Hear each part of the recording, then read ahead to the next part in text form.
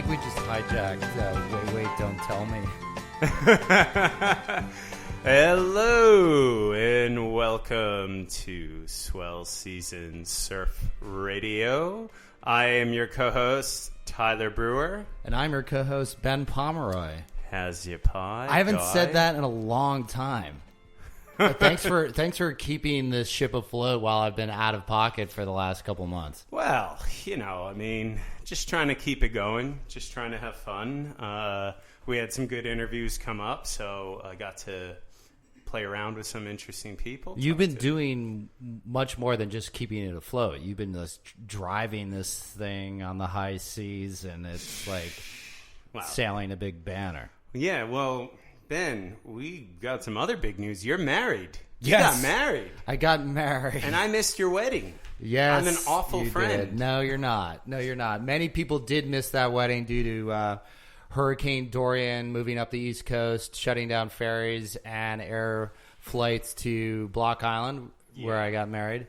And but those that did make it got a taste of the surf. And the party was wild, and I'm a very happy, lucky guy. My man, everyone's asking me all week, where are you surfing? Where are you surfing for the Swell? I'm like, I'm going to Block Island, motherfucker. It's going to be going off. And I was bragging about it, and I was all pumped. And we drive up to get the ferry, and they're like, ferry's closed. No more going to Block Island. You might be able to get a flight. Call the plane. All flights canceled, winds too strong, could not make it to Block Island. Was in Rhode Island with my wife, and then they're telling us the next day, no thing's going to go until later in the day. And then I'm like, well, fuck, if I can surf up here, I can, but then my wife is going to be upset with me, and, and it was going to create a lot of tension. Into married life. I gotta know? Listen to you. So I booked it back home thinking I might be able to get Long Beach, and I just did not have a good session, and then that was it. And so, yeah. Well, thank you for making the effort. I gave a shout out to my beautiful, talented wife, Ariel. And when I was heading about an hour and a half away from getting my suit on, I was like, I got to go surfing. And she's like, okay, but you better come back because this is it. I might. So I'm psyched to be back. We got an awesome show coming up right now. Yeah. We have an awesome show coming up in the next couple of weeks. So want to give a preview of there's a lot of New York's like the hub right now of surf world. I feel like we just had the Wazzle here, the WSL Longboard World Tour event, which was kind of sick, and they scored really good waves, and now we got the duct tape and all these other things. So let's read here. We have a press release, people, all our listeners. So this weekend on Saturday evening at the Wythe Hotel at 7 p.m. there will be a screening of If 2 by Sea, the Hobgood story.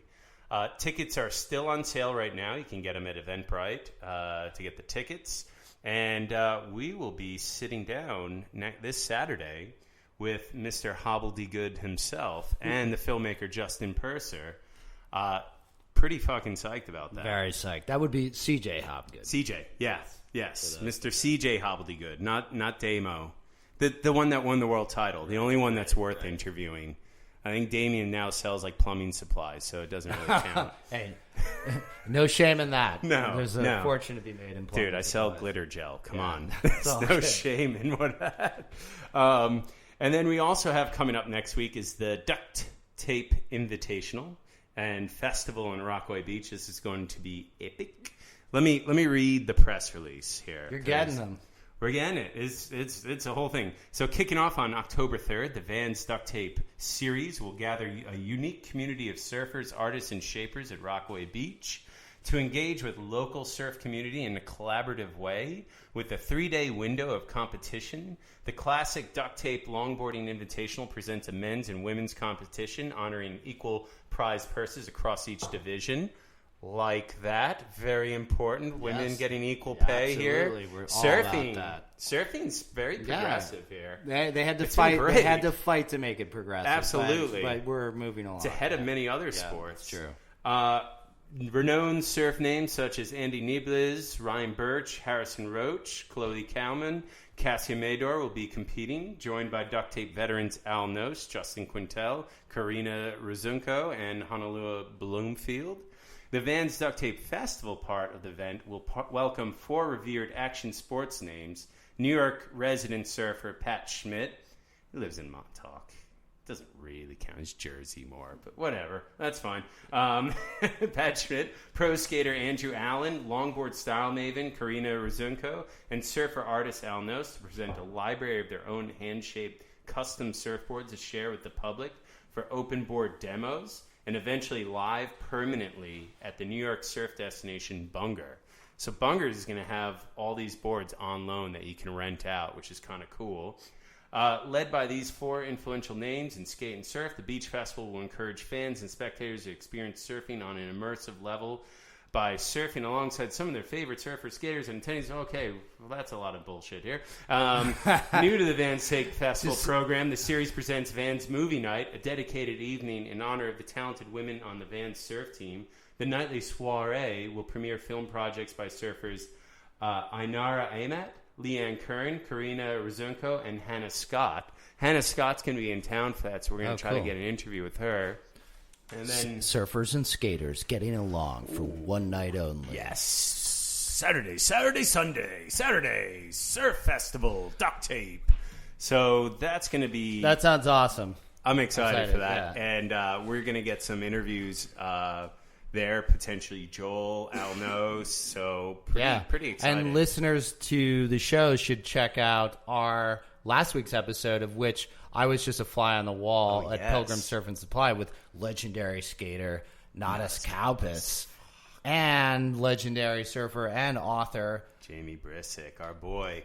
And brought to you by Birdwell. Got to thank Birdwell and Pilgrim for that. Yep, and Chris Gentile moderated that conversation. I just set up a mic and hid in the corner, and it was very cool, very interesting. Jealous that you were there. I mean, there was a lot of people there for Jamie, but the fanboys for Nadas were like on another level.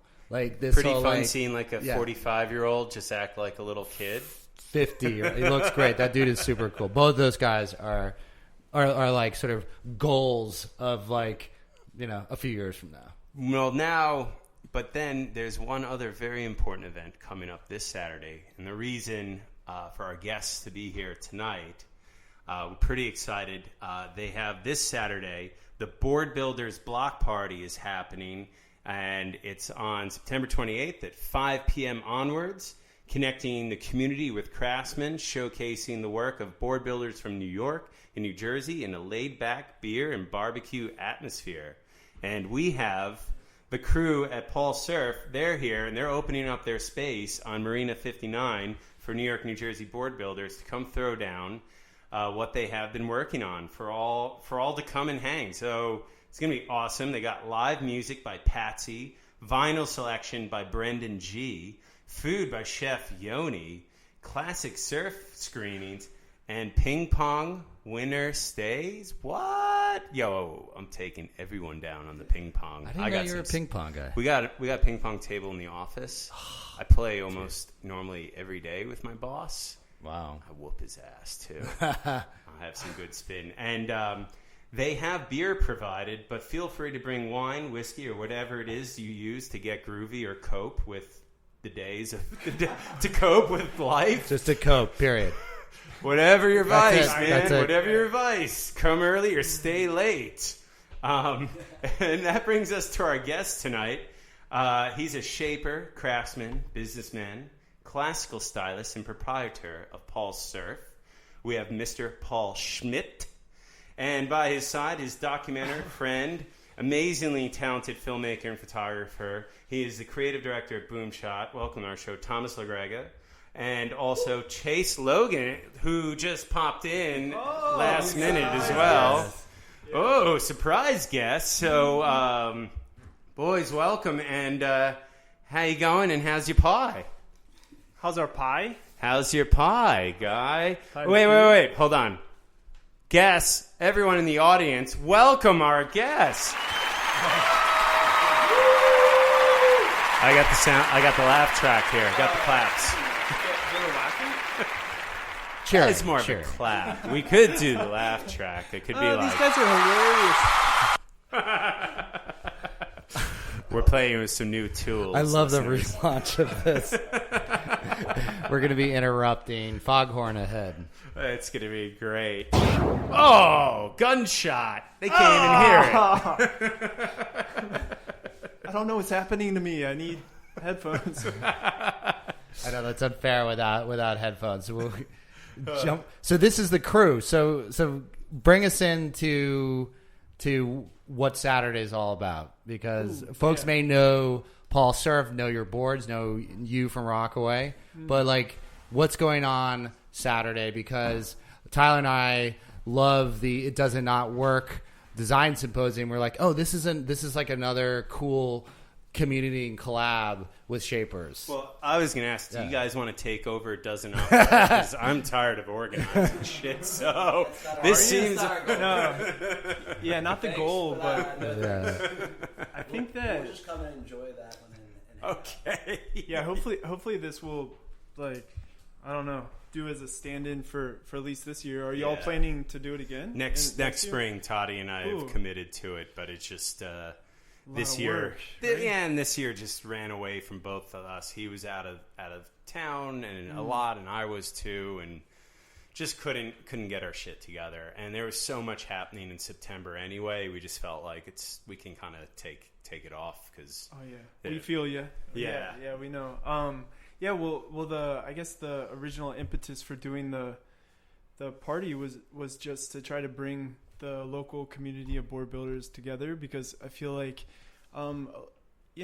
we've traveled other places, West Coast or, to the Caribbean, or to Central America, and kind of anywhere that I go, I feel like when I meet other board builders, there's an instant connection, because you feel like you're really, especially in the New York scene, right? Like very isolated from other people who are involved in this craft and are huffing fumes and whatever, covered in fiberglass all day, every day. So it's a special opportunity to get to spend time with other people who are, studying this and trying to perfect the craft. So I wanted to just see if I could get everybody together to chill. Yeah, not even like zero pressure. The original goal was like, how do we throw a little party that people feel really comfortable hanging out in. They don't have to feel like they need to impress anybody or show up with like any kind of fancy board. Just maybe even your personal quiver. If you're a shaper, you shape one board a year, you shape 100 boards a year, whatever it might be. Yeah, that you could show up at our spot and maybe see how we're running the show. We got like a mini surfboard factory kind of set up, and I want to, I don't know, be a facilitator of openness and just sharing ideas and thoughts and techniques and all that, because I feel like that's what I've been gifted from other people. It's all about the tricks, right? In this industry. So I feel like I've just been so fortunate to learn from some really incredible craftsmen, and I think that if I could help anybody else, or they could help me too, I have plenty to learn, and I think that we all do. So it's just an exciting opportunity to try to build up the the East Coast surfboard building community, and try to just like encourage one another to keep at it, because it can be really hard on your own, to keep the steam. So that's the goal. That sounded like what we meant when we did It Does Not Work, and then it blows up into something else. Nah, but I mean, I think it's great. And I think, there's so many different people here in New York and New Jersey toiling, playing with things in the backyard, experimenting. And it's like, it's amazing at how accessible surfboard shaping actually has become over the years. Like, for sure. 20 years ago, you had to sweep in a shop in order to learn, and you couldn't go on YouTube. You couldn't read certain things. You couldn't get it was really hard to get access to foam even, Even 10 years ago. Yeah. Yeah. So